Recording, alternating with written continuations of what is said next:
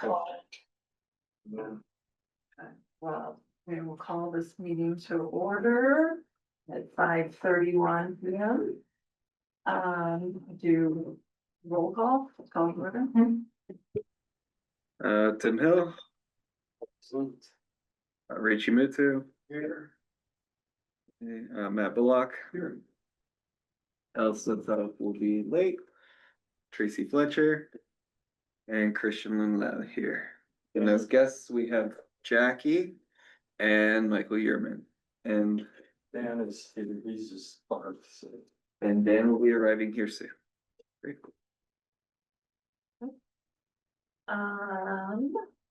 Approval, new business, did everybody get a chance to read the minutes? That were sent out the other day, and are there any questions? Or any updates that we need to make to those minutes? Everyone's good? Okay, I'll make a motion to approve the minutes of our May meeting. Good with the minutes, Dan? Bullock seconds. Dan's good, Dan's good. All in favor? Aye. Sorry. We are actually making a quick adjustment, pivoting the new business before we get into kind of the team reintroductions, and are gonna let Jackie. She's, I think, talked to everybody today and sent out an email, so give us about 5 minutes or so you're thinking, yeah, just to kind of discuss. Okay. Okay, I'll let you have it. Okay, so, thank you for allowing us. Thank you for allowing us to have this moment to talk about this. We encountered something we weren't expecting. We had, thought that purchasing the modular home, but because Oakwood is going to be buying units, we can't use the county's tax exemption to, make that happen. So, essentially Oakwood gets paid mostly when the units close. And so they're gonna be ordering the boxes shortly. The tax exemption will be triggered when the boxes are shipped in approximately 3 months. So we are trying to come up with a solution to not incur $600,000 in taxes to be added to the project, because that would be horrible for the project and horrible for our buyers. So the intention is to Chris Floyd came up with the idea of creating a land lease with the housing authority and the county to be able to achieve the ability to purchase the units through this statute, or through this Colorado administrative rule that I sent in an email that allows housing authorities to be exempt. So that's what our intention is. We're just trying to save the project money. So that's what we asked. When we originally created the housing authority, the intent was to be able to do things like this to make affordable housing more affordable, and this makes sense. So I hope that you guys agree. We don't need to, we have time to create the land lease, again, because we have that window, but we just need board consent agreement to go into contract with the construction agreement with Oakwood, because they want to know that they can afford to build these units and that we have buyers that can afford to buy them. I know there was a July 7th date, I believe, on your email that you sent it out. Yeah, Is that, I guess that was one question I had, is how much time do we have to kind of review all the information? so I think we would like to ask for, basically, you know, that you think that you want to do this tonight, so that we can go to Oakwood so that they feel comfortable ordering the boxes. And then, like I said, we have time. The July 7th date, we just sort of talked about when we were talking to Melissa. That's not a real date. I mean, that was just, what do we think is realistic to getting it done? I think Chris is gonna be working feverishly on this to make it happen. Because this is a lot of money. I would personally like to hear a report from our staff on what they feel and kind of their perspective of all this. As we discussed earlier, with Melissa, I do have just some questions out of the gate. I would like to see,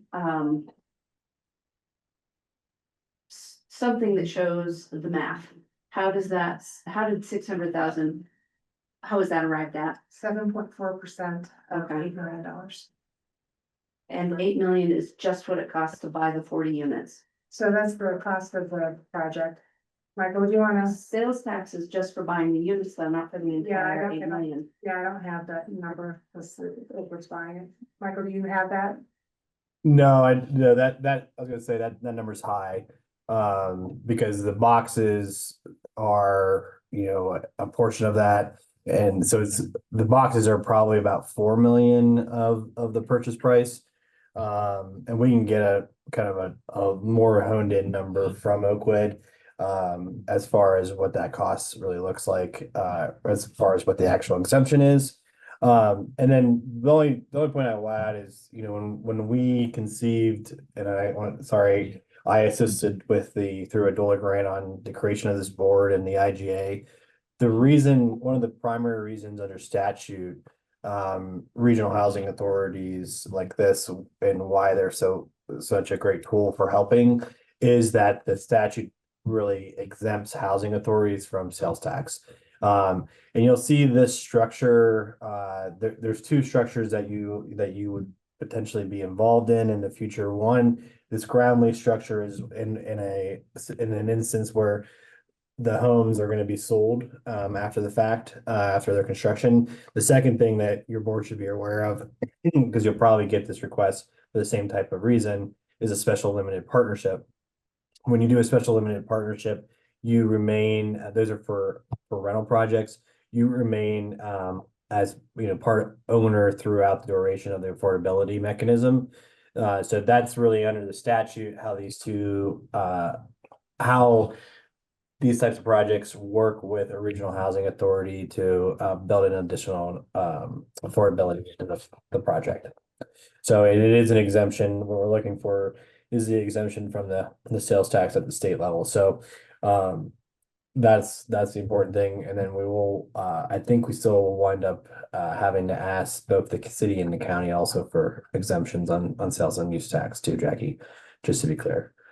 The statute applies to the state sales tax, I believe. So Says, what Jackie sent us says housing authorities are exempt from state, local, and special district sales. And use Okay. taxes. so then it would be 7%. 7%, thank you. 7.4. 7.4%.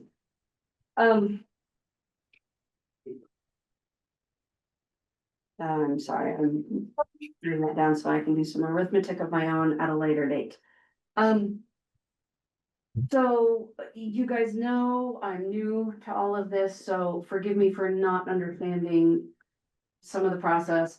I absolutely believe that this is a fabulous project and that this is exactly why housing authorities have been created by the state. So yes, my answer is yes. Let's figure out how to do this. I have a lot of questions before we sign on any dotted lines. Things such as what is the exact arithmetic and what is the housing authority getting in exchange for the tax abatement? And so far, I don't know what the answer is to that. So we definitely want to take a look at that. I very much would like an opportunity to review more of the project. And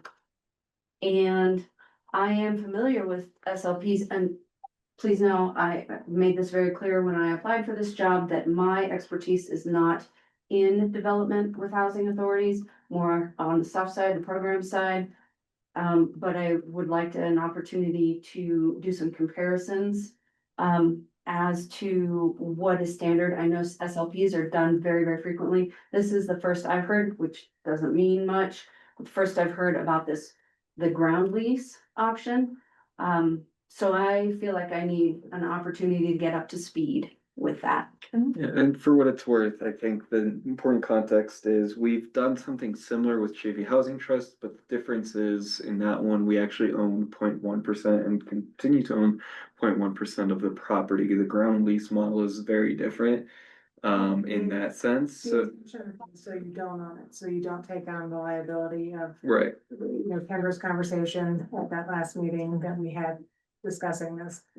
So it'd be important for us to fully understand like what does that mean, the both positives and negatives of that, and have some legal counsel behind it. I don't know that that means that we're not interested initially. I'll speak for myself. I don't know if I am personally not interested. I think it's a great thing that we should do, but kind of on a similar note, kind of wondering like, what does it all mean? It sounds great on paper, but so do many other things that ended up raising more eyebrows, right? So I kind of want to figure out the ins and outs before we sign on the dotted line, but it seems like we have a little bit of time to do that, right?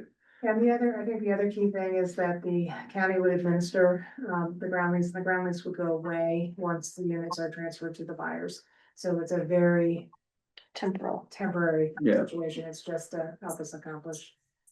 And just to make sure for the record, the county has a deed restriction on the property that once it's sold, and it's in perpetuity, that the units remain affordable in perpetuity.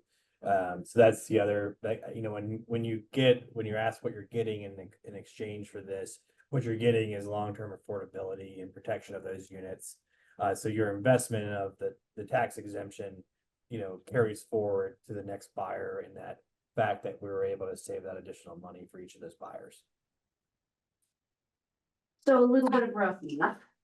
And I, again, could be a little off here, but if the boxes cost 4 million and the housing authority is giving the sales tax abatement of 7.4%, that's about $296,000. So if we are underwriting the 10-200 project by $300,000, what is the housing authority getting for that? I mean, we're getting Long-term affordable. affordability. Well, Yeah. yes, I think that's like a given, right? Is that we're underselling the units for the county's project, and that's an important thing that we as partners do. But in terms of like us as a board, as independent people in this board representing the interests of the Regional Housing Authority, I think the conversation of like, how are we going to keep afloat 5-10 years from now has to also be in play. You know, what are we getting out of it isn't like we want a piece of the pie too, as much as it is how are we going to keep the lights on and hire new staff if we want to expand. I think it's more from that perspective instead of like a that. So it's I see the point of that, and I mean, you know, it's, to me it's no different than offering a service in some way. That said, I open to seeing what that looks like. I don't necessarily think it has to be monetary in by any way, shape, or form. But for example, a first right of first refusal can be offered at times when someone is providing a value to a project, right? So I think that there does have to be some sort of discussion of like, what does this look like for the Regional Housing Authority? I'm not necessarily saying you have to pay anyone anything monetarily, just like a genuine discussion of what, like, you know, that process looks like. Well, we could offer that, like, as the Regional Housing Authority is new, we haven't like done the thing yet. When we go to city council to say like, hey, this is our adjusted budget. This allows us to say like, this is our value. This is the value of the Regional Housing Authority, is that we were able to do this and take on this deed restriction and blah, blah. It's kind of like our, you know, it's a value statement. Cloud thing or. You know, I'm saying that like the city would be interested in investing in a partner that shows its worth, right? So if we can take actions that show value, then it's just a stronger statement to be able to ask for money from the 2A funds. Michael, is the sales So- tax at the point of sale or? Yeah, it's when Oakwood pays the vendor, which is Bonavia. So it will have, right now they're putting down a deposit for the order, but the actual closing is when it's shipped. So that's anticipated to be in October when the boxes start to arrive on site. One other really important thing that I think when you talk, I hear the whole conversation and about this, and I'll be real blunt because right now my firm is doing the lottery and doing the buyer qualifications. Had you guys had an executive director, one way that you guys would have made money on this project would have been to take on that role of qualifying and conducting the lottery. I mean, that was originally what was anticipated, absent the fact that you guys didn't have an executive director. My firm picked, and I'm not qualified, so I actually had to go out and get a sub-consultant who has that qualification review that stuff. But there are, if we were to start this all over and we were doing this project and you had your executive director seated, we would be leaning in on involvement at the lottery stage and paying, those applicant fees and that as part of the overall structure of what we would be doing. And so I think that's an important piece of what unfortunately we missed on this project. And I would, again, it's not normally what my firm does, but we did it because out of a necessity to make sure the project happened. But as we do projects like this in the future, that's also to your point of like what is in it for the regional housing authority and what can you guys expect in the future. I think that's one of the important steps is that your involvement is being a liaison to the folks that are coming to the table wanting to buy these homes, and providing that service to the county and to the city, depending on who's doing the project or the housing authority, of course. And there are some fees and we did do that in when we created this IGA, it was really based on an IGA that we had in the Gunnison Valley Regional Housing Authority, and that is how we used the housing authority, and that's how they benefited financially when we did these projects. Is they collected a fee to be that administrator, and that's the goal, right? As we build capacity, is to be able to bring in an additional revenue for you. Mhm. I mean, this is the first I've heard of it. No, it just just teasing. happened yesterday. I think we should absolutely find a way to make this work. This is what the housing authority was created for. This justifies our existence because we've taken in a fair amount of money from the city and the county. And besides the Chafee Housing Trust that really was just another, this is a way the housing authority can be of service, we got nothing for that, so.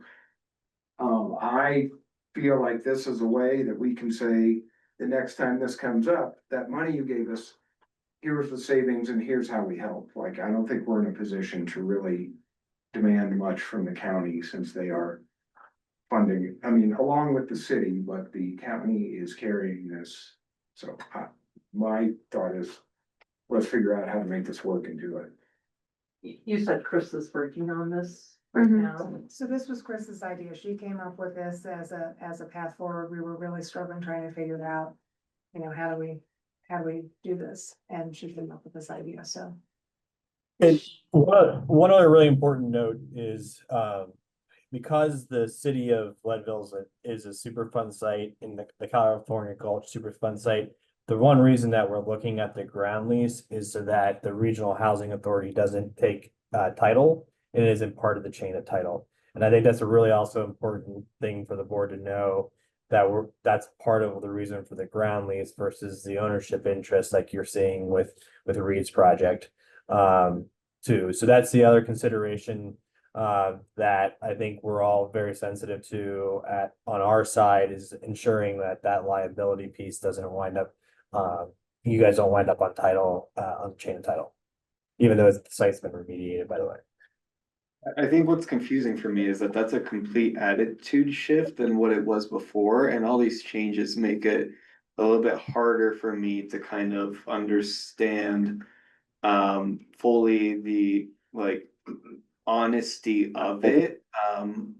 I not to anyone specific, but just from think about it from my perspective.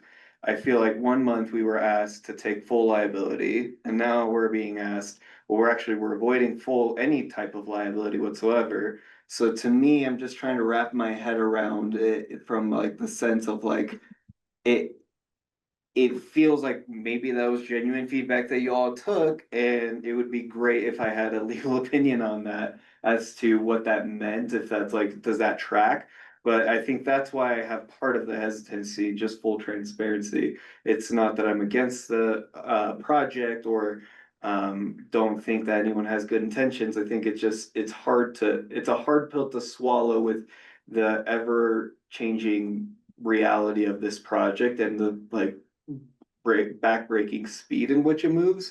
That makes it a little bit more difficult for me to feel comfortable with it. Not to say that I'm not willing to work with the county on this. I think we definitely should, and I think our intention should be. But I feel like as a board member who's responsible for this organization, it would only be appropriate that we take extreme caution going into it. Again, fully cooperative, fully working and assuming good faith, but given the history, still being somewhat cautious with it. So to me, I think it'd be very helpful to have legal review to cover it while saying initially, yeah, I'd be interested in the continuing this and exploring this more. So real quick, I just want to make sure for the record, when we first approached the Regional Housing Authority, we did want, because of the county's disposal of property, we did want you guys to administer and be part of that. It was at the direction of the legal counsel at that meeting that you guys were advised that the county needed to keep ownership. So Right. And that's what again, I was struggling with, is not like those connections haven't been made to me in a formal way, which I think is more reflective of our internal processes more than anything else, but just where we've been, the lack of an ED, I think there's a lot of complications with that, right? Up until literally recently. So again, I'm not trying to say that it's by any means like the county or Oakwood or anything. I think it's more so just me trying to say, like, I need a little bit more time before I'm comfortable with this, making sure that this is good. We're having the proper review and that being communicated back to me in a way that makes me feel like I'm not caught by surprise by it. So by no means do I, and I'm sorry if it came across as that, like, I don't think the county or Oakwood or anyone involved is doing anything nefarious. I think it's just my appetite for it is I just want to make sure that we do this right. That makes sense. Well, I think we should have Becky working with Chris Yeah, on this, and Like, I suppose we need to get Henry involved as well. or, yeah, I think having outside, council, outside of Lake County, like the Housing Authority Council review. Once Chris has, roughly when she might have kind of a draft or something ready to review. I mean, this is literally, we're scrambling and yes, this is a surprise to all of us. So Oakwood doesn't normally buy their competitor's product. right. So they didn't expect this either, and so Fair when enough, yeah. now they're getting ready to make the purchase, they're like, hey, what about the tax exemption? So that's where this is coming from, because that's happening now. So anyway, yes, I think that's appropriate. Chris, Michael, I don't recall, Chris, I think we want to work through this fairly quickly, but we do have a little bit of time to create the ground lease, because we won't be assessed the tax until it ships. But Oakwood wants to make sure that their pricing is appropriate and. We've got 3 months. I think from a construction perspective, finding out your costs went up by 7.5% when you're halfway through. Like, that is the sort of thing that gets you answered. So if we can relieve Jackie and the county of that to have more affordable units, I mean, there's. But it was a long day for me. Not in this way, fortunately, but I can tell you from having put this together, like this is like a big punch in the face to find this out, that everything you've put together in the last couple of years is now like, well, might have just been for practice. So I certainly would echo what you said earlier, that, we need to find a way to do this. It's just, with it, it feels like we might find something different out in a week or 2 weeks, and so we just need to make sure that it passes legal, and then I'd be 100% for it, and. Yeah, So- not saying we sign tonight. and Yeah. We skip out on any due diligence. But I wanna approach it from we need to make this work, how can we do it? Jackie, all you need from us is that we are showing interest in this, right? Michael, would you say that that's what we need to go? Yeah, yeah, I think again, and I apologize for, we've been. The issue we have is that Oakwood locked, for all transparency, Oakwood locked in the price of the boxes until July 1st. And after July 1st, if they don't order, we're gonna see a significant price increase on the boxes. So, I think basically the signal that we got from them today is they're going to, in good faith, order the boxes and take the leap of faith with the county. If we receive positive direction that the Regional Housing Authority wants to work with us. And I'm from the comments I'm hearing today, I appreciate the desire to do due diligence, and that's completely appropriate. And I think, but the attitude of the board of wanting to be a partner is what we need to relay to Oakwood. Okay. A couple small snags. As I was starting to do some research late last week, this week, we are apparently not registered with the Secretary of State, so there's a little of back secretarial work to do. And I need to get the sales tax exemption or sales tax license, exemption license. So there's some paperwork. I have no control over the state or what their timeline is. So So essentially that email, I think it's administrative and it should be finished, should just need to the budget. Secretary of State should be fairly quick. I would agree. Yeah. My experience with that as an LLC is that it's overnight, basically. And we but- wouldn't need that until the point of sale, or rather the transfer over, right? Initiating a lease. We just need the initial agreement that we are going to work as partners, which I think is fair to say. I mean, we can go around and just kind of give a thumbs up or not, but I think it's fair to say we all feel like we should work as partners, right? Yes. Yes. I don't think we can take a formal vote. No, If that's not what you're asking for. no, You've got what you need. It yeah, was a straw poll.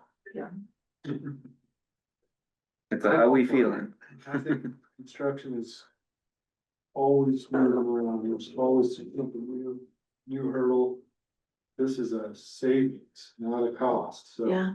We go for the savings, we take it, and then we work through the details later, but to me, it's a net positive. Okay, so you'll work with Jackie and Chris and then Housing Authority. Thank you for your time and your consideration. Thank you, Thank you, Jackie. Jackie. Thank you. Thanks, Michael. Thanks, so. Cute. You are not on camera. I am not. I'm in the blind Oh, spot. thank God, I'm not on camera. Yes, lovely. Do you wanna take it over? Excuse me, I'm having some sinus issues today, so I apologize. Sorry. Cotton with blooming. Yeah. Team introductions or reintroductions. I thought, since I am so new to this group, and I know several of you are new to the team as well, we might take an opportunity to just go around the room and share what brings us into affordable housing and into the theater of affordable housing. Many of you were involved with my interviews, so you know a little bit about me. I haven't had an opportunity to meet with everyone yet, one-on-one, but I look forward to the opportunity to do that.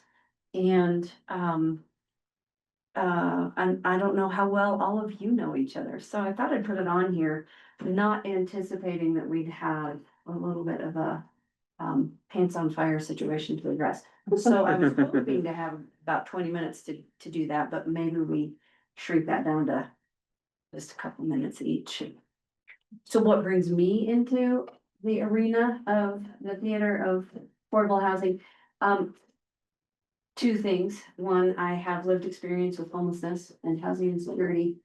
And when I had the opportunity to work at the Housing Authority in Chaffee, I discovered that I'm really good at it. I have an affinity for it. And some of that is on the advocacy side, some of that is on the, I really like putting puzzles together. So, and it's humbling because there's so much to know and there's no way I'll ever know it all. So I'm learning something new every day and that's what brings me to it. Shall we go this way?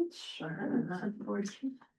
Tracy, I really, housing work started for me when I was working with advocates here in Lake County and Summit County. I started on the Advocates Board in 2007, somewhere in there. I'm losing track of time. I get older. And one of the things when working with victims of domestic violence, sex assault, etc., if they become unhoused, they are technically under that term of homelessness. They're now homeless, right?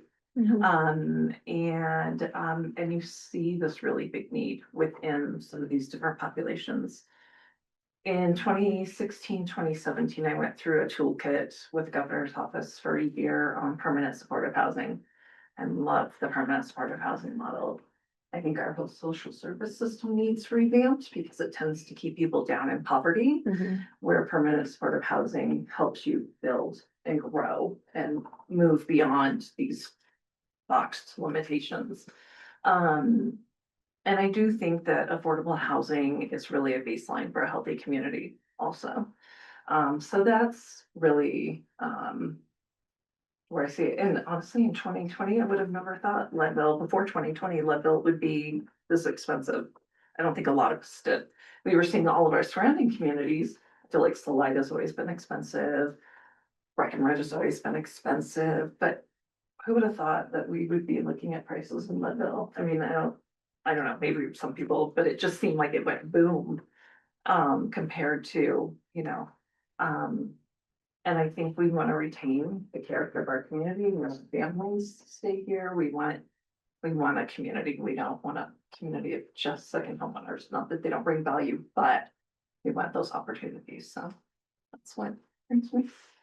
Let's see, I guess I'll defer to you all for the social aspect. My expertise is, I've been in construction all my life. I guess I'm good at spotting stinky situations and good at spotting inferior quality.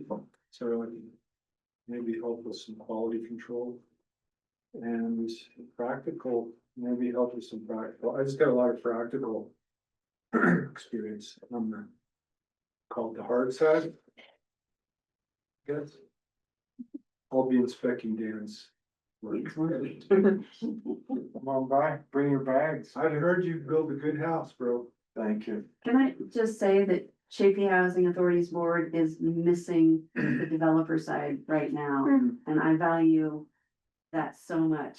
Not a developer. Either am I.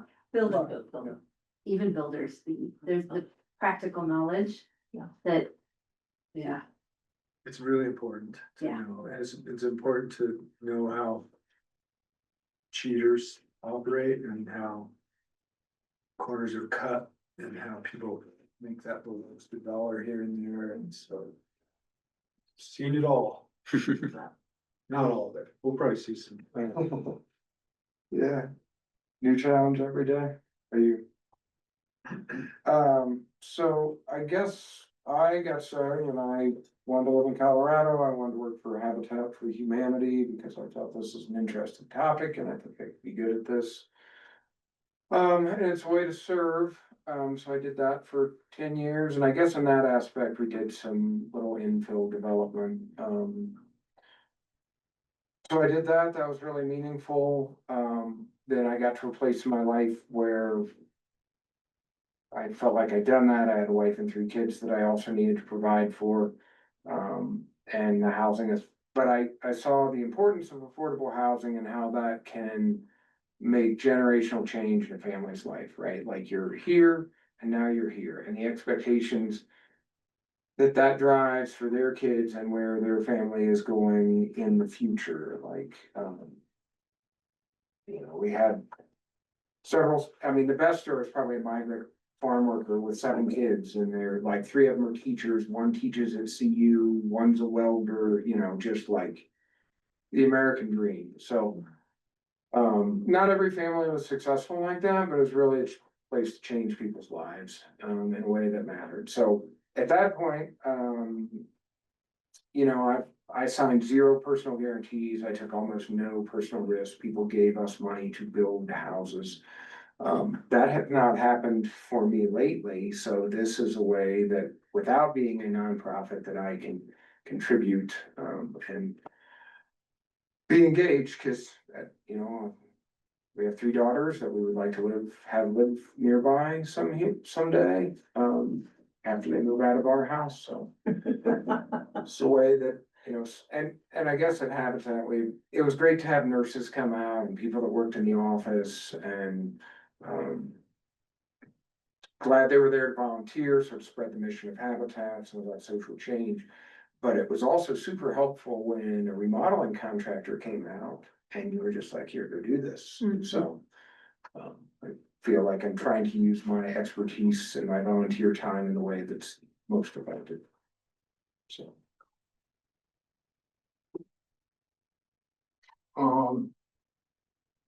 I became involved by being on city council. And just being on council, we recognized the need to try to spearhead some affordable housing. Early on, with the help of Michael Yearman, we realized there were some things that we needed to do as a community in order to get some funding. In particular, there was a dollar grant, which was up for bids. And Michael Yearman outlined we need to do steps 1 through 6 to be able to have a good chance at this grant. And one of those things was creating a housing authority. So, through some IGAs and agreements with the county, some collaborative efforts with the county, we were able to do that. And we were able to subsequently get the grant. So for me, it was just my involvement in the city council. I really have no experience in affordable housing. Just the fact that I cared enough to become involved. So that's my story. As you all know, I come from C4, Cloud City Conservation Center, where I do energy efficiency. I'm a big advocate of full life cycle of a home, not just the upfront cost. Considering all that. And of, you know, how energy efficiency and, you know, some of our very affordable places in town, some of our most affordable places in town have utility bills that make them decidedly unaffordable.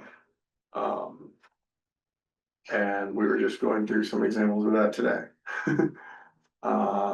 And so, you know, I bring that experience to the board, but as soon as I walked in the door at C4 a year ago now, no, I quickly realized that before we talk about efficiency, or in conjunction with talking about energy efficiency, we need to be talking about homelessness in our community. And a lot of the stuff we do is much more focused on just our housing stock rather than the energy efficiency of our housing stock. So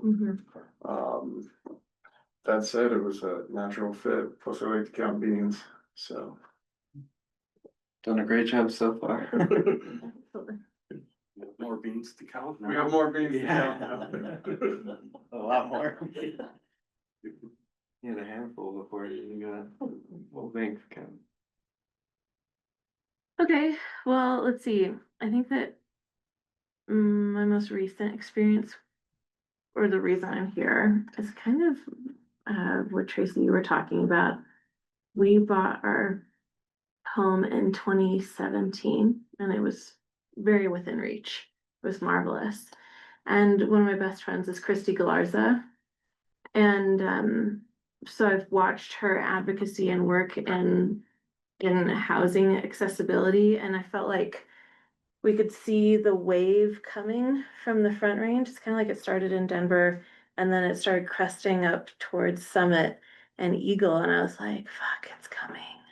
Like the wave is coming, and the housing market was just accelerating so quickly. I thought it would take people in decision-making positions, in leadership positions, like people would have to have a lot of courage and would have to take risks and would have to just have gumption to try to fight and hold back that wave.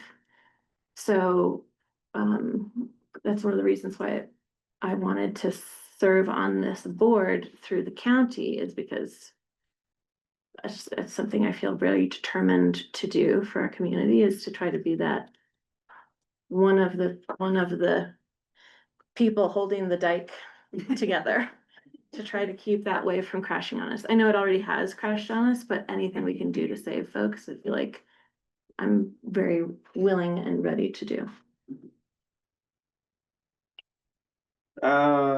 Big reason why I got involved in housing is just my lived experience. I grew up here, born and raised, went to schools here. And we grew up in Mountain View, so we had no access to water. We would always buy bottled water at Safeway because the water literally gave me cavities from brushing my teeth. We got lucky during the 2008 market crash. My dad happened to have a year contract lined up at the company he worked at. So he had a job, and the houses were cheap enough to where he can afford it. Because of a housing market crash. So we moved into there, and I saw firsthand just the difference of the living condition that I had between all, like, 10 years of my life growing up in Mountain View and then just growing up in downtown Leadville, and or near the city, near downtown Leadville, in the city of Leadville.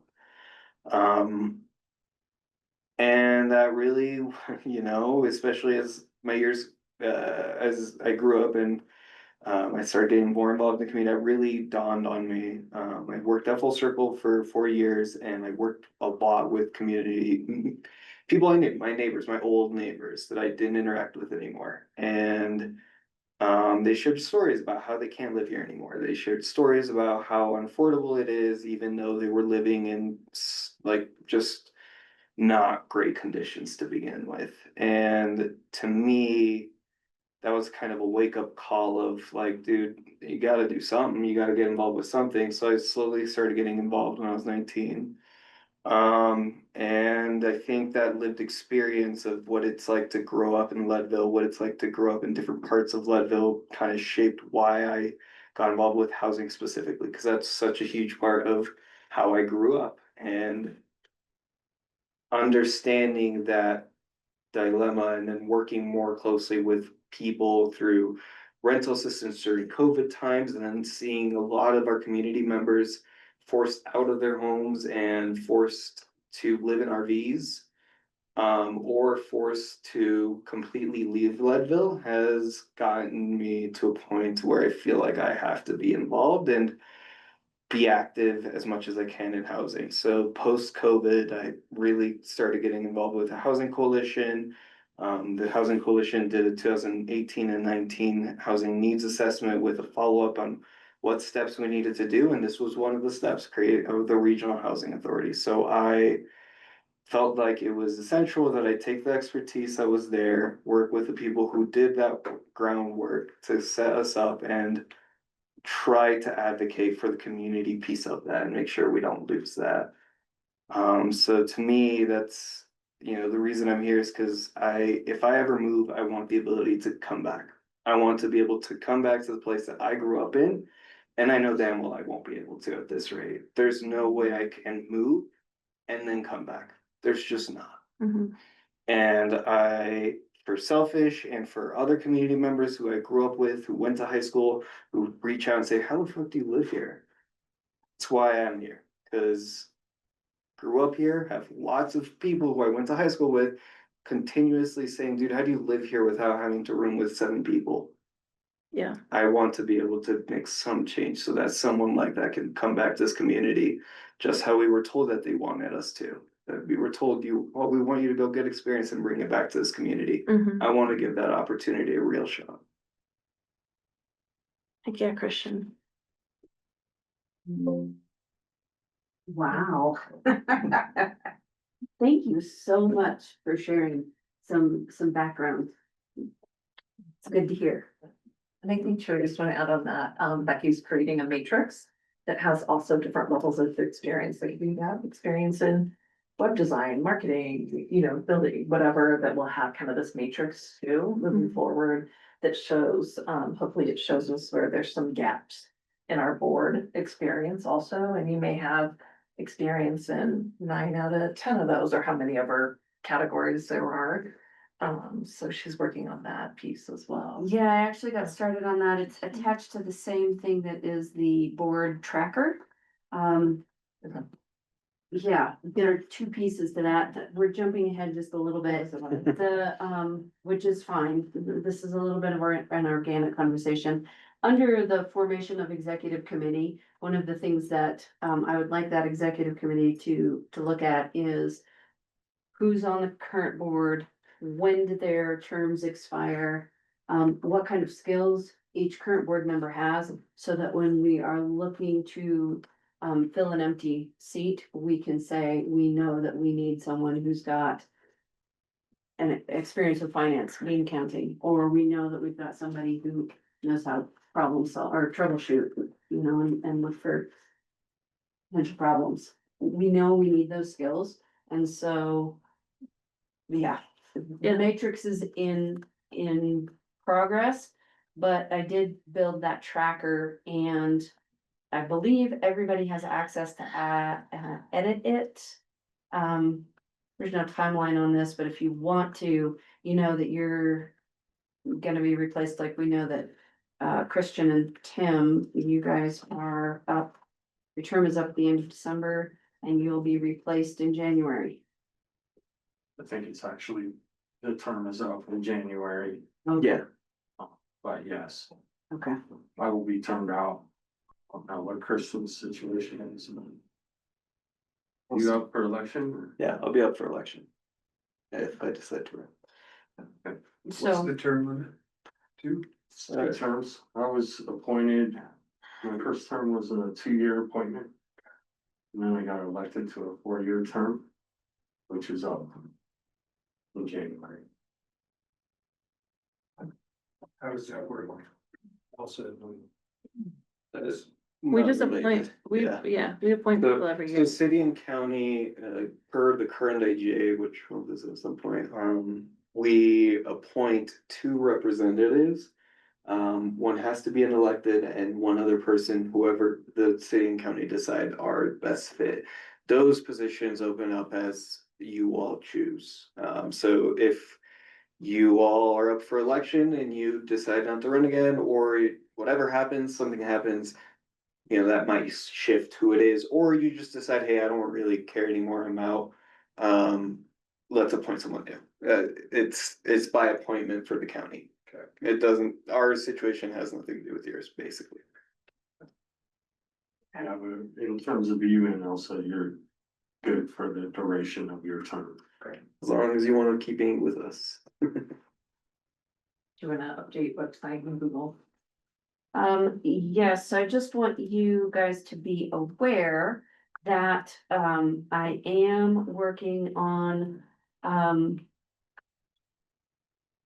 coming up with another, solution for hosting these meetings and creating a way to store documents, communications, admin, organizational projects, all kinds of stuff. Currently, I've created a shared drive under my Google account, which is really not the best practice at all. So I'm hoping to create a Google Suite, but I do need some advice Thank you, and move forward on that. It will cost us some money, but I think we've got enough funding. I don't have an exact amount on that, still doing research, but I am working on it.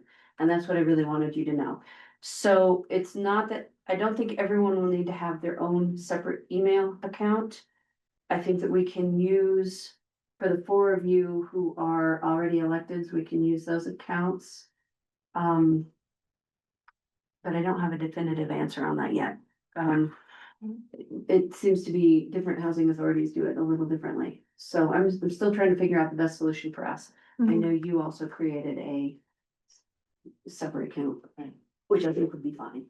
So, I probably need to do the same thing rather than just use a personal. well, we can, so I do know that the Google charges based on the size of your organization, so up to 19 is the same price. So and what I'm thinking is that we create, if we have to, we create seat 1, seat 2, seat 3, and that then basically just is accessible by whoever is filling the seat. And what about the website? You're aware that Build a Generation has a site that we can take over? Yes, and I met with Cipriano today, actually, and he has forwarded over the hosting, the bill for website hosting. And, I think he was waiting to hear from one more board member on approval. That was the intention all along, that's the approval. I think we're gonna be moving forward with that. And I'm also looking at some technical assistance with website because I have some ideas for website, what the website can do for us. So there's more to come on all that. And I am working on. Great. Just saying the website should be part of it. Yes, Yes. it will definitely be in other hands by next month. And actually by the end of the week, with hopefully some updates by next month. And yeah. What's our next step here? Formation of like. Executive committee. Yeah, do you want to take lead on that? We kind of went through, there's a link to the tracker, No, let's Yeah. take a little step back. we're right here. Yes. But getting the entire board together, for some of the administrative details.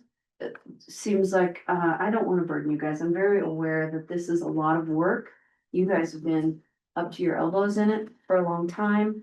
A lot of what I'm coming in, like when the Secretary of State, a lot of this stuff is administrative and not necessarily something that everybody needs to be involved in at every moment. And so the idea of, actually, I think it was your idea to create an executive committee that would have a representative, well, if we've got. Wouldn't the executive committee, Finance committee, that was. Yeah, Finance committee that we In did. particular, Yeah. isn't an executive committee traditionally officers. the officers? the officers. Yeah. And So some the of the, finance committee. yeah, and then some of that muddier work could be done there. Yeah. And then options could be brought to this meeting. Yeah. Okay. So I guess, Yeah. let me just high view it. Yeah. Thank The you. intention, I think that is trying to be expressed, and correct me if I'm wrong, because I'm not fully privy to your conversation, but. The intention that's trying to be expressed here, it seems to me like. There is an intention to create an executive committee to do a lot of the groundwork to prep.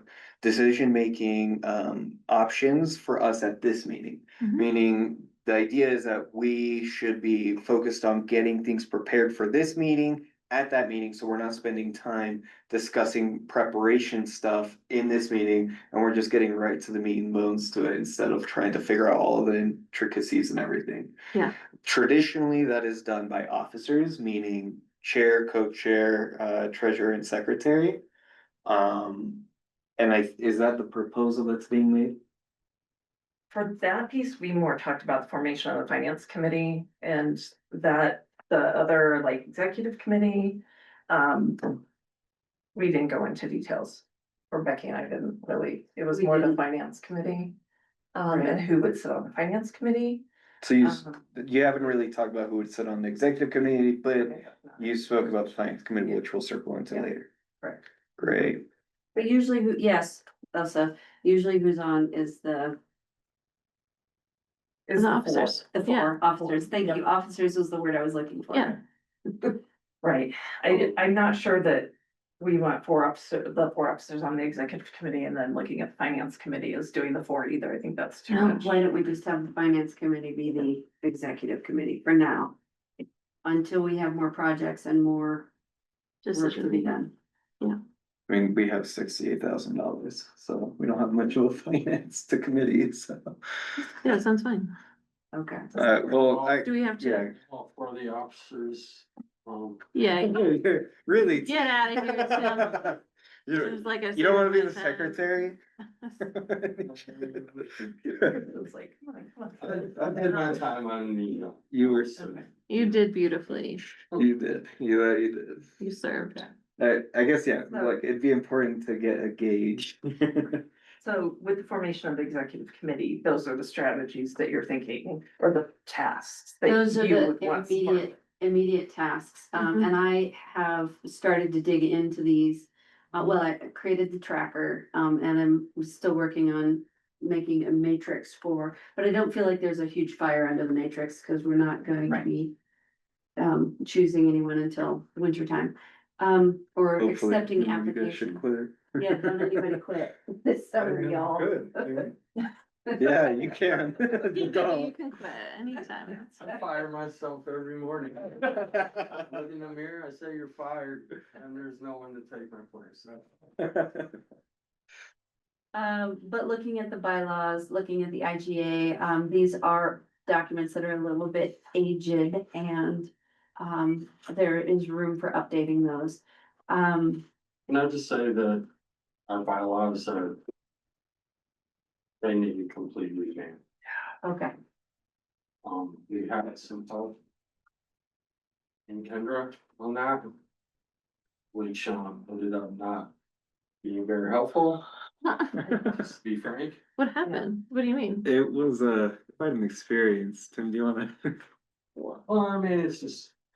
We gave her the task of creating our bylaws and she did, and she cut. I mean, she just. Put in a very skeletal frame for bylaws, Yeah. so. W- In it- my opinion, it was not a very complete, thorough job Okay. done by legal. We It never, was not amazing, is what I'm hearing. at the bylaws release, I think the struggle that we had with the bylaws is exactly that of like. They are so like cover your ass legally and that's it, that there's no like. We don't really discuss term limits, we don't really discuss all these other intricacies, like what officers look like. All that is established by our IGA, which is just not good practice, we should have our own internal bylaws. Yeah. So it needs to happen. So with that being said. I think, I don't know if you have these tasks in a particular order, no, but. IGA should come first, yes. Yeah. then bylaws, Agreed. and then we can take it from there. Yeah, I think. And we are on the radar with the city. On the IGA front, so we need to keep that wheel greased, Becky. We need to get that IGA updated, and I'll add to the list. The employment borrowing agreement, employee Employee. Yeah. borrowing agreement, Mm-hmm. which has everything to do with your job. We have a borrowing agreement with the county that needs to be updated. And I there is don't also an have agreement with this. That's the first IGA. There are Those are- two IGAs. Yeah. So those are both IGAs. Yeah. The employee lending agreement is an IGA. Which I sent to you, and the second IGA is establishing the regional housing They authority. yeah. Employee on the 2021 legal document, okay. Yeah, okay. There is 70,000. also one more agreement. That needs to be updated. and it has to do with 2A covering your salary. That's what there are two IGAs. One is the one that establishes the salary. Which covers the position and And salary. then the other one is the one establishing the regional housing authority. Okay, And, So and there are the, two IGAs. well, and then there's the lending agreement too. I don't know. the lending agreement would technically live within the IGA, but it's supposed to be its own thing, but this is why we need to revisit. Right, right. Point is, we need to revisit. Currently, there are just two IGAs, period. Right. And the lending agreement. I think there are in total 3 agreements. There's supposed to be 3, yes, but whether or not those exist. And every single one of those needs to be open. Yes. Cause they were all made before the authority ever existed. Yeah, Which means the renewal. And I think the IGA has been on the radar as the kind of one of the first things Yeah. to work Yes. on. It was on the city's radar for sure, so you need to keep that increased. Do you have an ETA for a draft in mind? I would expect that from you working with Lori. yeah, I think Or the I- city. I or the think- county. an IGA will, And then- in my eyes, what makes the most sense is the IGA should be presented by us to both the city and county to come to an agreement and sit on the table of like, here's the revised IGA that we came up with. It's from a neutral party. It's neither the city's IGA nor the county's IGA. There's no power struggles. There's none of that. It is purely from our IGA in a neutral way. Let's come together as a city and county and talk about how this fits Sure, and go from there. we need I agree. legal counsel to support that. We would, So you would work Which with is a actually our, lovely bridge. Yes. Yeah. To Housing Authority Council yes. is currently Kendra Harvey. And it has been suggested by multiple parties that we look into other legal firms who might be willing to work with us. Can I Yes, make a suggestion? certainly. Can we call an executive session to discuss that? Yes, we can. I would be more comfortable doing that than in a public meeting.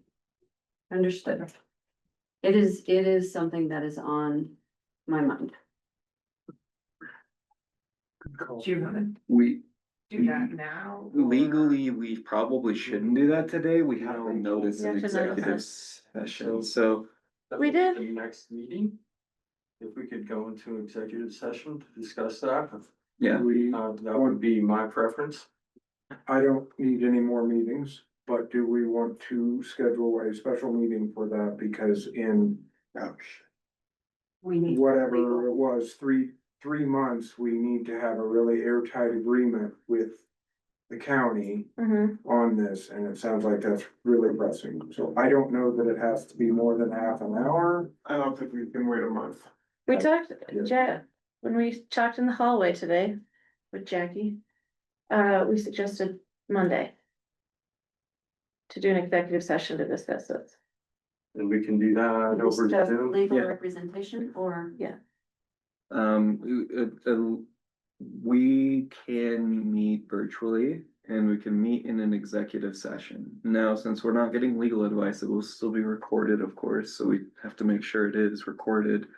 And we should probably ironically get advice of how to make that motion, and Right. how to make a proper motion to enter into executive meeting and make sure it's posted in the proper way before we go into an executive session. So Becky, if it feels reasonable to you, for us to go into an executive session, next Monday, which seems like a tight turnaround between posting and figuring everything out, that seems great, if you feel like that's something that you can string We together. can just ask Chris. I don't mind asking Chris, Okay. like Well, what is? how many hours do we need between 24. posting it 24? Yeah. So if we posted it Friday. Right. Friday or tomorrow or Friday, Just- we would have plenty of notice on, and that's gonna be on the website, which currently is a page on the county's Mhm. website. So if we had it posted there, then we could meet. And we could do it remotely. I'm summarizing to make sure I have this accurately. Yeah. So I could send out a link to all of you Mhm. and then we could zoom it. I mean, we So- could do it a different day too, but we just talked about Monday. So Okay. if we want to discuss what day right now, come up with a good date. Monday works for me. We have- Same time. We have, Can't do till either before 5:30 or after 6. yeah, we have to do after 6 because of our plan commission. After 6 is fine for me, so if we want like 6:30, That'd be perfect. Sure. For me. great, and it should be a 30-minute conversation, hopefully. Okay. So 6:30 to 7 via a Zoom call. Okay. We all on Zoom or no one in person? Yes. Just all on Zoom, I think it Will makes Google sense. Meet it? If, I have Zoom if we need to set it up. We can set it up on my account if we need to. as long as that you can record. Yeah. I Okay, great. record all my meetings. Becky, do Great. you want me to ask Chris about that or do you want to? Ask Chris to attend. Nope, to get the language for the executive session, to make sure that we're noticing. We need Yes, the, please. yeah, Yep, I'll do on it. Yes, please. we need the very specific motion to make and follow very specific procedures. Yeah. Yeah, that would be great, because I don't know that I've ever called an executive session, so. Probably not.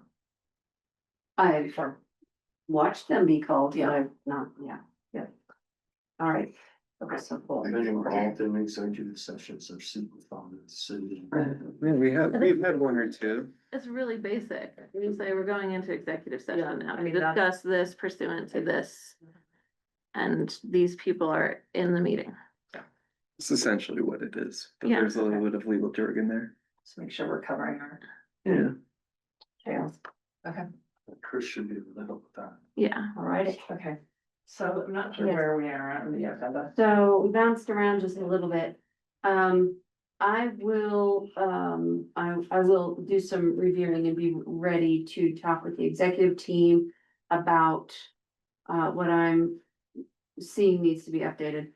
Ooh, so does the executive committee want to pick a date to meet? I feel like the first step is making sure that everyone feels comfortable with establishing an executive committee, but that does have to be a formal. Yeah, I move to establish an executive committee containing of who? containing all the officers. Great. Bill seconds. All in favor? Aye. Okay. Okay. Great. That's official. You have your executive committee. So Can we possibly do those meetings virtually? Yeah, I don't see why. We should. 100%. Yeah. Great. We definitely should. Not that I don't like seeing you all in person, but I think it'd be easier just.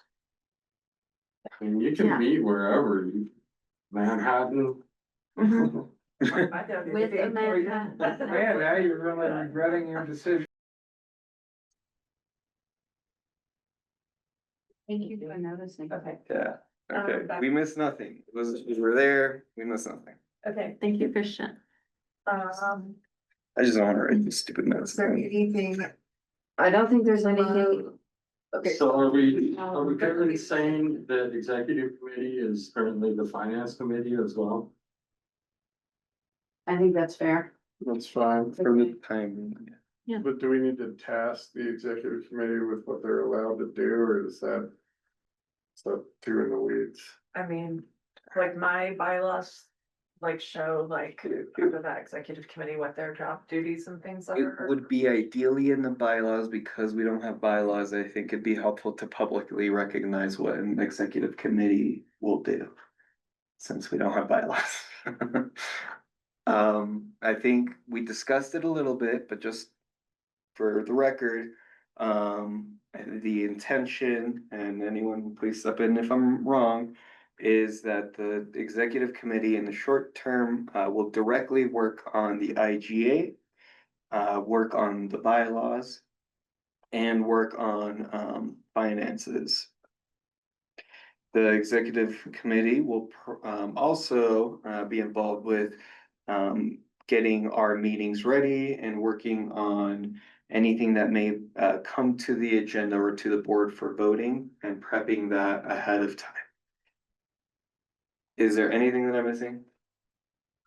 We need to put some boundaries around what the executive committee cannot do. We can't take formal votes. But that's just. But not representative of the entire board. We can't take formal votes since they won't be. Can or cannot? We cannot. We as an executive committee do not notice our meetings, so we cannot take formal votes.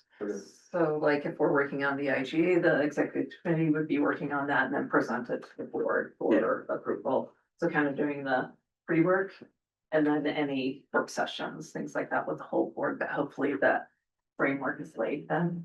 Yeah, so that we're not all doing it. A little more on wheels. We might bring you in though. For who? No. We'll still have meeting minutes for it and stuff like that, but that's, you don't have to worry about that. So the executive committee meetings allow 4 of us to meet. They don't have to be noticed, but they do have to be recorded or no? They, I don't think, No, it's just a committee meeting. yeah, I don't, do we need minute? I I would advise legal on whether or not we need meeting minutes for it. Technically, anything that a government does is supposed to be open and accessible unless we go into an executive session and we're getting legal advice. So my initial instinct is yes, we do need that, but we should maybe advise with legal to see if we do or don't. That is my understanding as well. Okay. But I'm not a lawyer either, Yeah, so. so we should, Thank God. Well, we need this meeting. We need this meeting. yeah. Okay. But no, I agree with what you said. The executive committee, what the functions are, Yeah. what we can't do. Yeah. Sorry. You all. Yeah, I mean, Amber 4 alert. people less have the OD than 7. I think it's a test because apparently we weren't in shelter in place. Oh, we were? I'm assuming we weren't because I didn't get an alarm for that. So I'm Okay. assuming we're. Oh my god. Uh, Okay. couple ideas on this. I think I will put, I will start to create an executive and a director's report for you to review. It'll be an attachment or a link. So if you guys want to know what I've been up to during the month. On that note, I plan to be here every Wednesday and at least one other day per week by appointment. So that other day will float. So if you need to get a hold of me, and be like, I need to see you in person, what day are you here? Know that I will be here on Wednesdays. I am booking those up pretty tight, but, I'm going through service. Board development, do you want me to, do you want me to go with us? Yeah, please do. On the board development opportunities, there are 2 conferences, / trainings coming up in the fall. The Housing Colorado Conference in Keystone. There are 3 scholarship opportunities. Yes, and the Um, unique thing about these is that I've prepped this, but it is for 3 named people. So I need to know who's interested in going. Well, We may have enough money if there is a 4th or a 5th who wants to go. It's in Keystone. Mhm. During the day, there are some evening things. Becky will probably stay over there. I believe that link takes you to the conference. Yes, Okay. if you want to So look you can at check it. it out, see if anybody's interested. It's all the state players, all of our local housing authorities, communities I've gone in the past. Great connections and networking with housing. And then there's the Building Better Places in Grand Junction, November 4th through the 6th, which is really some board development. I think if there's 1 or 2 people that are interested in going with Becky, it would be a good way to strategize and kind of build there, but you would have to stay there. So, There's a couple yeah, opportunities. so there's a couple opportunities for housing and networking and growing and learning kind of more about affordable housing, if anybody's interested. And building better Yeah. places is a lot more about strategy development. And so if I have a request I would like someone from the county and someone from the city to attend Building Better Places. If I'm going to apply for that. That one's interesting because they build it with the intent that it is subsidized. So if we were to be accepted to that program, really, not so much a conference, but a program, then, everything is paid for after, we would put in, is it $1,200 or $1,400? So there's an initial payment and then everything else is covered, food, lodging, expertise. Yeah. Also, if you're able and willing to stay in Grand Junction for a couple nights. Lovely. In July, right? No, that's. I'm kidding, I was Yeah. kidding. It's in July, no, yeah, in October when it will be really nice there. Yeah. Let Becky know. And or Keystone if you're interested. And Yeah. when do you wanna put in for both of those? What's your So, deadline? Housing Colorado, at Keystone, I wanna say that the deadline for that is in a couple of weeks. So if I could know next week who's interested in going. Like a week from For the today? Keystone one? Today, Yeah. for the Keystone. Okay. And then the Building Better Places, I think, is due in about a month. So I've got a little bit more leeway on that, but if you could, if you're interested in doing that, yeah, I think. I already that'd told be- her my preference. Keystone, yeah. We have a regularly scheduled board meeting on the 15th. For what that's worth, but you could always lose that. We just saw me in Keystone. Yeah, everyone come down. Yeah. That's nice. I don't remember what the timing is on that, like when the sessions start, but And we could also the- Zoom it, and whoever's in Keystone could attend it. Mhm. And the Housing Colorado conference is like a lot of conferences, there's work sessions, there's, you know, your morning large group, they have speakers, and you kind of pick your sessions and different things that you're interested in going to. So you can click on that link and I believe there, some of their stuff is up. I don't know if it's all up yet, is it? I looked Housing last week. Colorado? Yeah. I don't think any of it is up Okay, yet, I thought I looked Um, at something, but but there are 3 or 4 sessions per. Oh, no, there's like a dozen sessions per slot that you can choose to go, and some are development, some are, finance, Yeah. they vary. Building capital It's a great stats, conference. some focus on homelessness services. There's a really wide variety of things to attend. The link for Building Better Places 2025 is busted. And I don't see anywhere on their website that it's 2020, that they have one in 2025. So maybe, We were just looking at it the other day. Yeah, probably it's just a bust in their link, but it Maybe is. not bad. if you go to their main page, they say nothing about it and the training is for 2026. So I don't know, maybe their website's just got a bug in it, but Do you wanna reach out to them tomorrow? I sure will. Okay. And they do a lot of community builders, does a lot of great trainings, Where have I heard the name before? That's who we're using for the comp plan. Okay, that's what I thought. for who, for what? The comp plan, the city and county combined One community. comp plan. So the one community project is by community builders. That's what I thought, but I was like, is that? No, you got it, you're right. Oh, what's her name? Not Betsy, Don't know what the guy's name is. Rachel Rachel. and Rachel's part of it. Rachel's part of it. B something. Okay. So Becky will circle back on the Building Better Places Conference, and Great. if all of a sudden they've decided it's not happening. it's in February currently, so that's a little more palatable. To go to Grand Junction in February, yeah. Ride your dirt bike out. In November? I thought it was the beginning of Oh, November. it is beginning in November. November is. Sorry, Keystone's October. So I'll get back we'll to you reach out. guys on that. Great, thank you. Okay. Old business. Moved in the year.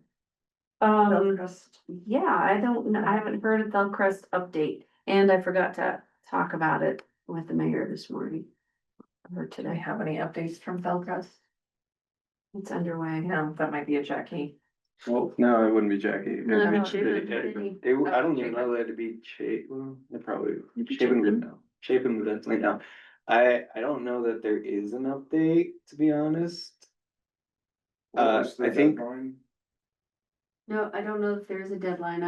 My understanding is that Fellcrest was awarded all of their, well, the city and the developer came to an agreement about what the city would give out as far as And- setbacks and things. We already signed our agreement Yeah. to manage the project, so there is no deadline for us. Yeah, We already signed our agreements with them.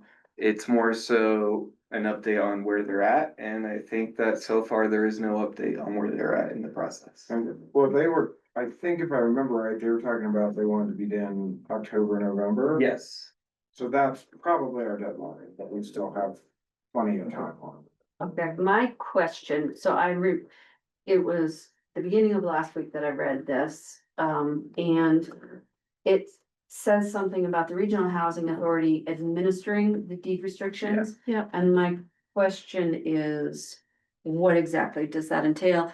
I've since learned it will be rentals, yes, Yeah. so. so are we property managers as No, well? so the Fellcrest team will run the show. All we're doing is being the kind of legal backstop to administering the deed restriction, meaning we're revising the work that they are collecting to make sure that they are in compliance with the deed that has been recorded. That's it. They will provide all the information to us.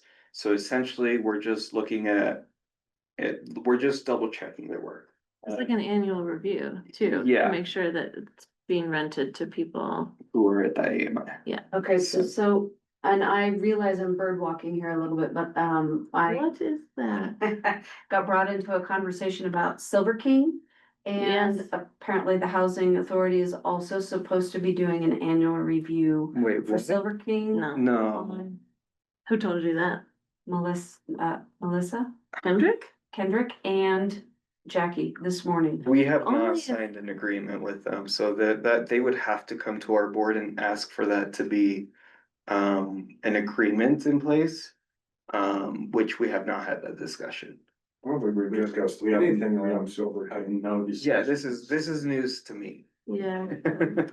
Is Silver King, climate housing? Yeah, They did talk about having a certain amount available to try to make up for that loss to like Well- accessible Yeah. housing, but they, I haven't heard a thing since they just made that So- statement. they would need to come to us and have a discussion. Apparently, Blue Hour is the owner, Climax is the master lessor. Yep. And they are holding 6 units for the county, but the Mm. county would be the master lesser on those 6 units. The county does not want to commit to paying rents on those units because they don't think that they can find tenants that would qualify at $18.50 a month, $18.50 per unit per month. And Climax is having no problem filling their units, the remaining 50 units, because they are offering their employees, it's mostly Climax 1700. employees too. Yeah. Yeah, Yeah, and so, well, duh. Wait, yeah, there efficiencies, there's no, the bed is in the same room with the Yeah, little like a hot studio, plate. yeah. so, okay. They. I'm trying to wrap my head around this. They are offering the county first right of first refusal for 6 units, or they're just offering them straight up a master lease for 6 units. Apparently the county already has that as part of the Okay. I didn't know Counts- PUD. Has the right to those, Yes. did you know that? You're right. You did, okay. I didn't know the specifics, but Yeah, you were aware. I mean, this happened before y'all went into place, so it wouldn't be too surprising that it Yeah. would. I'm just saying we haven't had an update. I don't know when Yeah. it was I don't know when we Okay. turned that down. Like, I don't know The where. ask the ask from them of me is to review the Black Line PUD, which I have received as of this afternoon, apparently. And apparently I would need to review their income certification for every tenant since occupancy. Absolutely not. No, My question is, Do not do that. yeah, no. what, why, how? I think the approach that I would have is asking them to ask to make a meeting with the board, to have a discussion with the board on what this project is and have a presentation. If we're even gonna entertain this. The fact that this is being thrown on without even considering that is a bit concerning to me, quite honestly. Who was the I mean- email that you said? Jackie and who? Melissa, she's our deputy community planning and development director. There's gotta be a disconnect here though. 'Cause Yeah. There's a Yeah, huge We're on the disconnect. housing authority, they were part of Yeah. that, there's some wires crossed up here. That's- that- that's what I felt like. I was like, I don't know about this. It's the first I've heard of Silver King. They would have no reason to know. No, and Yeah. honestly, the conversation should have started with, hey, here's this project we're working on.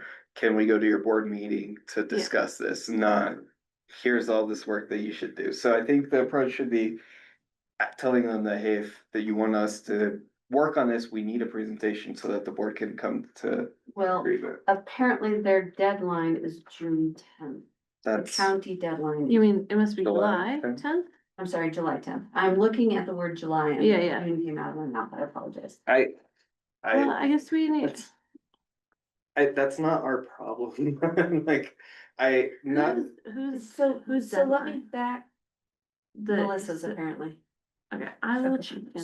So back up, I don't think this is a huge fire. I've done some income certifications in my time. And what I asked Melissa for is how many certifications am I doing? And get me the information so that I can figure out, estimate how much time it's gonna take. And how deep, how much do they need? I mean, how much do I need to do? Am I just looking at, here are your pay stubs? And if it's one person who's working only for the mine, that's gonna be easy, cause they get paid twice a month or every other week, whatever that is. All I do is some simple math. I can probably do 6 of those in an hour. I don't think, yeah, I don't You need think to that. have- If you're gonna do any of that, we need to have that discussion as a board. And- With And- whoever is requesting you to do that one. Yeah, I think the problem isn't how much work it is. I think it sounds probably fairly similar to Felcrest, where it's probably very minimal effort. I think the problem that I have is that we need to agree as a board that we're taking on a new project and what that looks like for us, because usually there should be some fees associated to that. There should be an agreement with that. And we don't have any of that. And the fact that this is the first time that any of us have heard about this is a huge cause for concern, including the commissioners, at least Elsa. Is a cause for huge concern in the sense of like, I don't know that we necessarily are like, no, we shouldn't do this, or we're worried about it or anything. It's that It's an order of operations issue.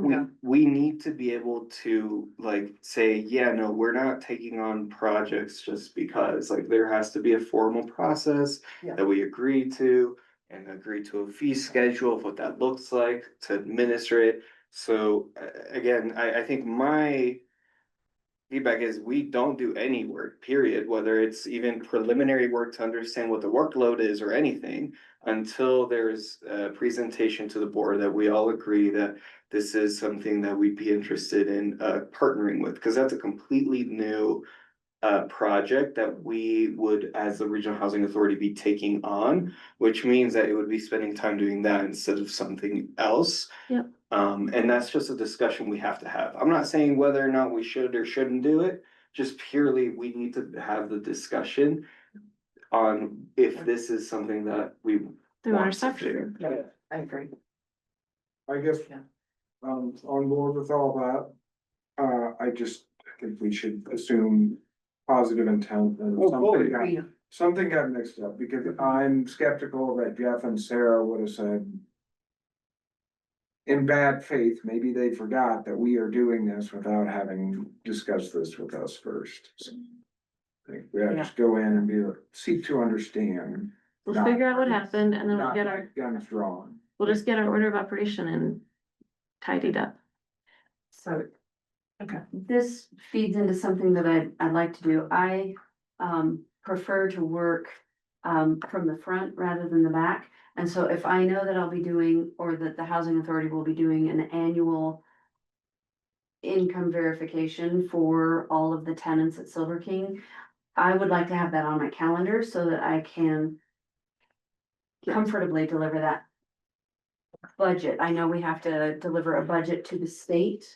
And file that with the state by the end, 2026 budget filed, preferably by the end of November. And so but Richie and I already have a heads up to talk about that, amending this year's budget, prepping for next year, those kinds of things. Mhm. So just saying, knowing about these things and we can start getting them on. So if I know when Silver King needs to, or not Blue Line, Blue Hour needs to do their reporting to probably the state, then I can have my piece of their report ready for them in a timely manner so that they're not stressed out.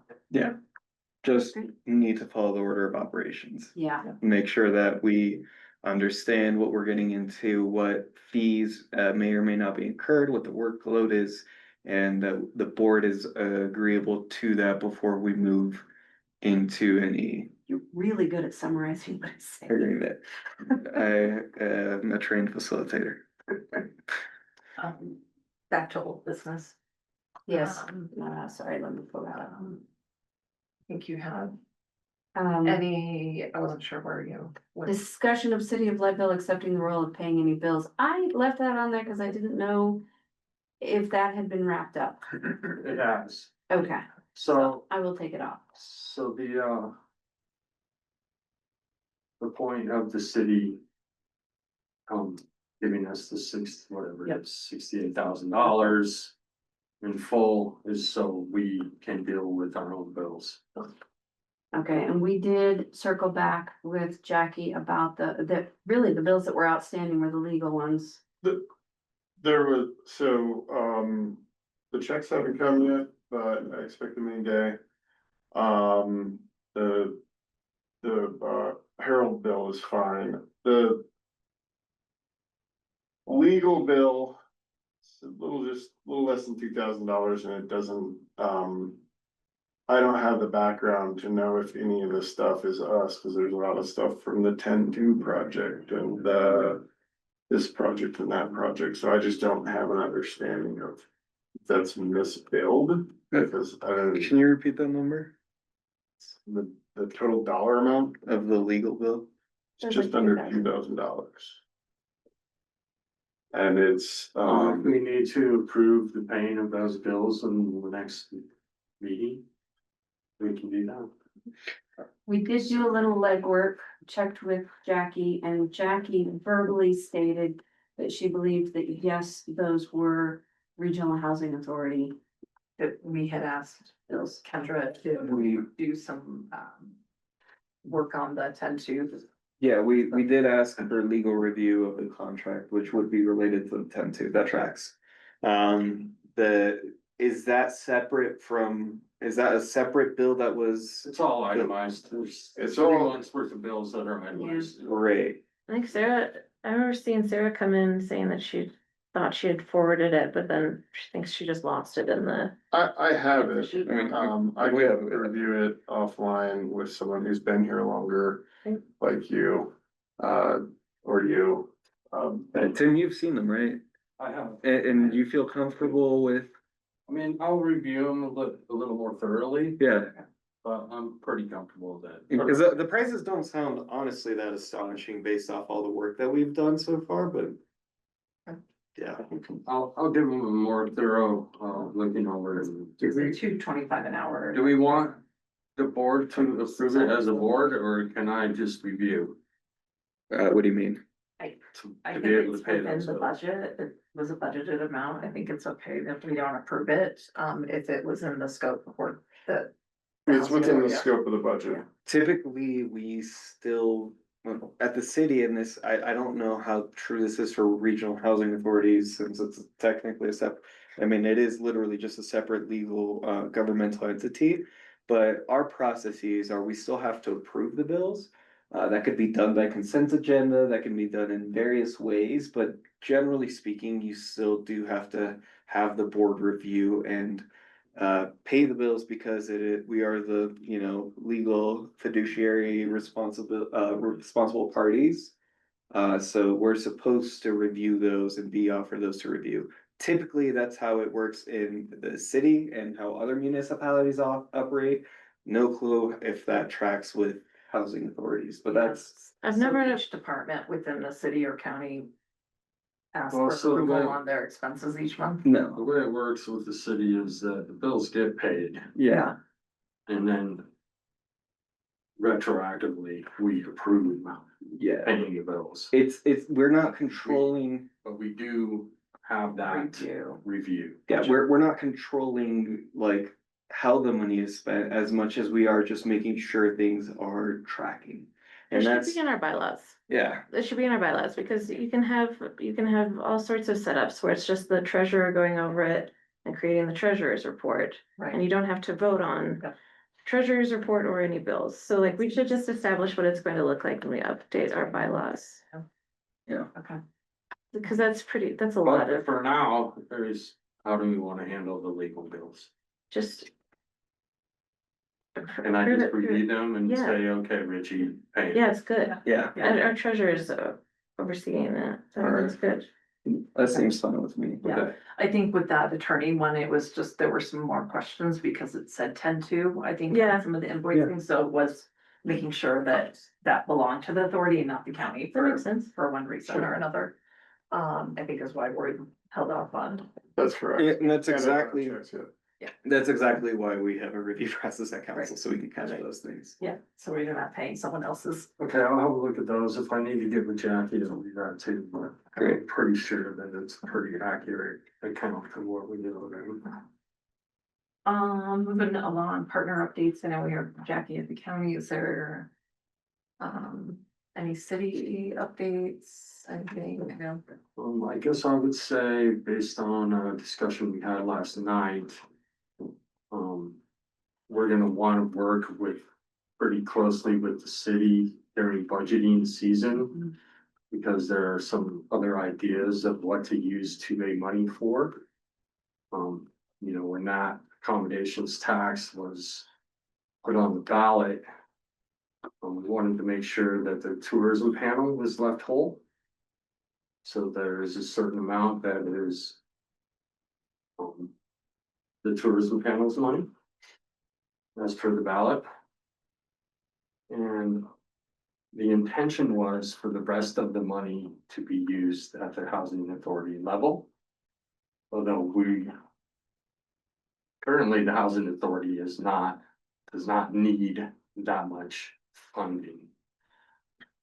So there are some ideas about what the other money could be used for. I also shared some ideas with Mayor Dana today, Okay. and So that's all going to come down the pipeline during budgeting season. which is autumn. Yeah. Which Start in begins in September. September-ish. Earlier the better for us, and we're not gonna have a huge budget with hundreds of line items, so. The sooner we can come up with a number that we'll need for 2026, the better. Okay. And then we can, as council. We can go from there as far as what will be left in those 2A funds, and what we should be funding. With those other funds. So maybe we should start our budgeting process Now, now. Yeah, I was like for our next Sounds like that's happening. meeting. Well, it's Well, almost, it's almost a visioning process, right? Like, Yeah. what do we want, you know? Right. It's kind of an empty slate right now. It is, and that's what makes it difficult, right? Is that it is such an empty slate that we're gonna need a good idea of what it is that we want to accomplish next year. And that's a hard thing to determine. strategic planning. What, without a strategic plan, exactly. So I think the first step is to do a more accurate budget for the current year. Yeah. An amended budget for 2025. Then do some strategic planning with the help of maybe this BBP, if we do that, or executive committee. Bring some ideas over the course of the summer. And we'll see some ideas, and believe me, I have lots of ideas to run by y'all. And, Great. and then we can kind of say, pick or choose, you know, if this is an amended budget for 2025, and we can project this for 2026. If we were to ask for all of those available 2A funds based on 2025, then, these are some ideas that we could do, and we could do short-term and longer term. And if we can have that done by September at the latest, And the city would be, then we Prepared. could, then we could present that to the city. Yeah. And then the city can take it from there. In terms of the county, I kind of have a similar question. I know last year we ran into some issues with how that was budgeted. And is there an intention from the county to financially support the Regional Housing Authority outside of HR plus benefits, or has that discussion happened at all, or? No, it definitely hasn't. I think Jackie has made the statement though that the county's not paying for benefits right now. Excuse me. No, they are. Okay, that's my thought. Kathy, Jackie did tell me that since she had moved from the housing authority to the county payroll, that line item of benefits had been taken out of the 25 budget at the county level. We'll just, we'll go back and look at it, and maybe we have to do a supplemental, but that's what So I I understood. did include in there a draft amended budget. It's still full of holes. And you can see all my copious notes on the right. It is very much a working draft. So if you see something on there, I think you can all put a comment on it. You're like, what the heck? Or I have more accurate information, something along those lines. Or if you have a question, fire away. And then we'll be getting together. Everybody wave at Dana. Merritt, speaking of which. We have a word, please. Hi.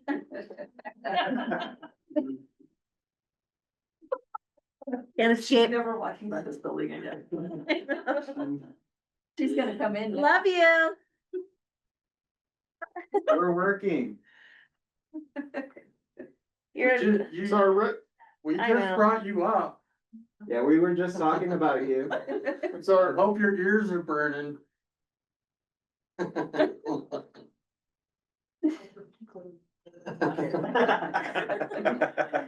I wanna be outside walking. Can we wrap this up? This is awesome. Yeah. I wanna do what she's doing. Absolutely. I did wanna, we don't have any committees yet, but we will. I did wanna give you a little bit of an update from Reed. He says he's anticipating completion in October.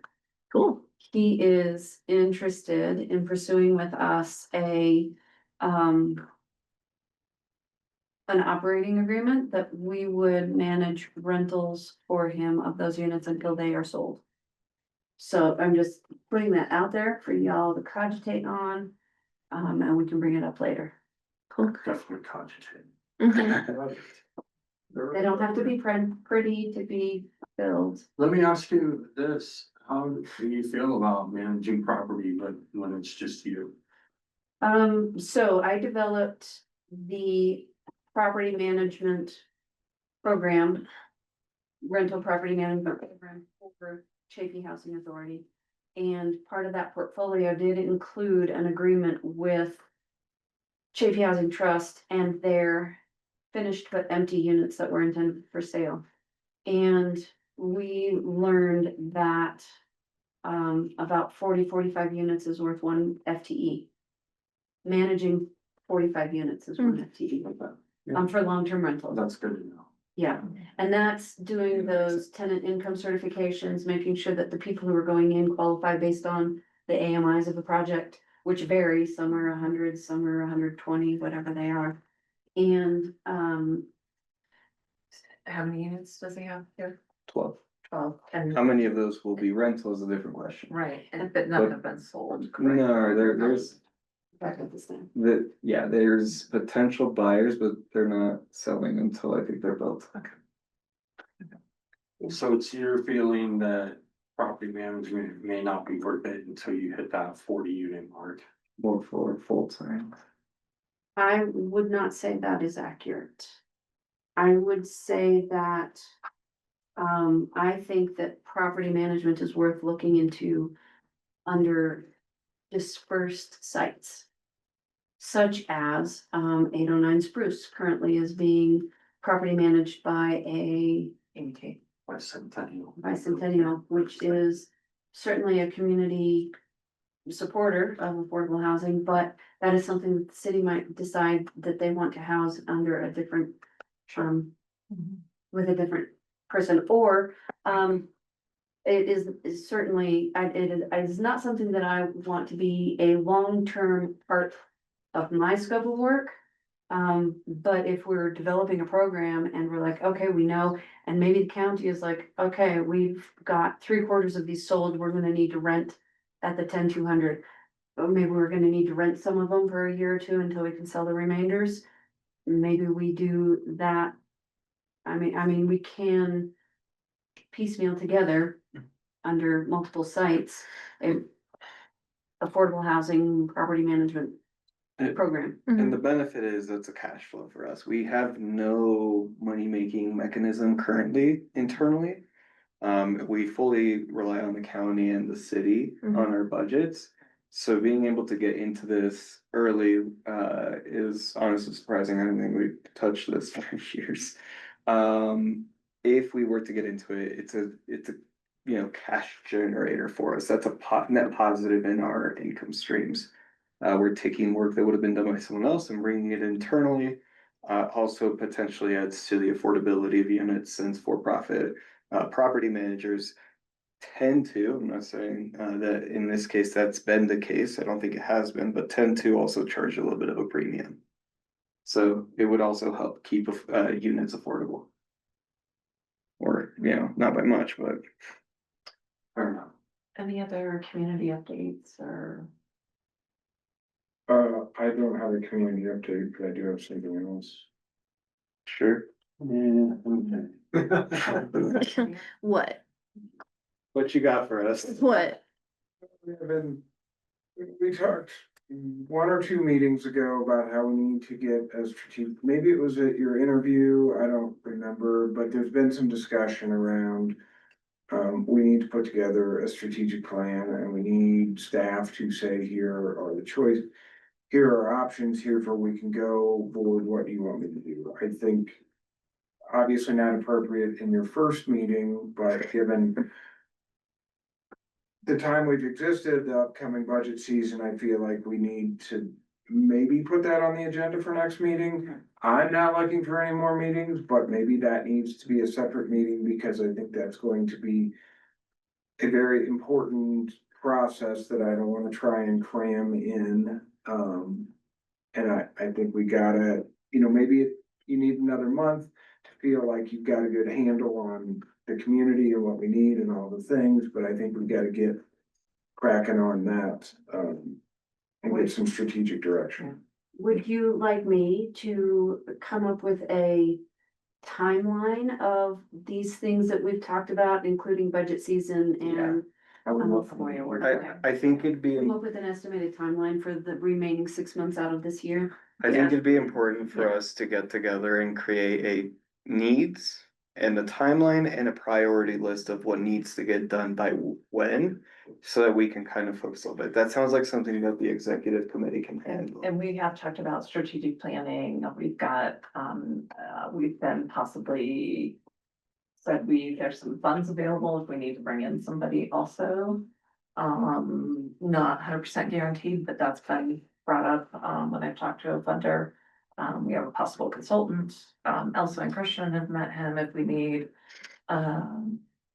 Met him briefly at the community meeting, Chris O'Bannon. So it's on the radar, but I don't think that's about as far as it's gone, but I think we all know we need it so that. Yeah. When we're presenting a budget to the city and or the county or any possible funders. Here's the work plan that we're trying to accomplish in over the next year to 3 years, however we set it. Yeah, and I think we need that credibility, because that money they will figure out a way to spend that money, whether it's with us or someone else. So. Yeah. And I think just for the community at large, I have some visions on how I think the housing authority should participate. So. Cool. Yay, yeah, cause you guys are the experts, not me, I'm new. Put the brakes on that. Oh. I think we all. So, I'm sorry, No. do we wanna try and put that on the agenda for next meeting? Can I request that as an agenda item? I don't know that we have to discuss it, but have a I can plan. come up with a draft, at least to throw ideas past people and be like, okay, here's what we're thinking. I will have that ready for the executive I was committee. gonna say, I think that's where you have. Maybe that living Monday. under the executive. Not by committee Monday. to- No. Yeah, I think we'll flesh out what that looks like and how it's presented in the executive committee, but it should be a part of the executive committee for sure. And we voted I on just- this agenda. Yeah, I just don't wanna say we need to do this and not have some Yeah. deadlines and Yeah. problems around doing it. I love it, yeah. It's really embraced that. Anyone, anything? Anyone? I'll move to adjourn. You wanna let seconds? January? It's 7:22, y'all. It's like a thunder. Thank you, Becky. Congratulations on your first meeting. Thank you. Appreciate you. I feel like I really done a lot I need to do other meetings, and you're not allowed to quit. You're a resident expert on the process. We'll see. Right. Oh, shit, I'm nervous. Right. Now we're on one.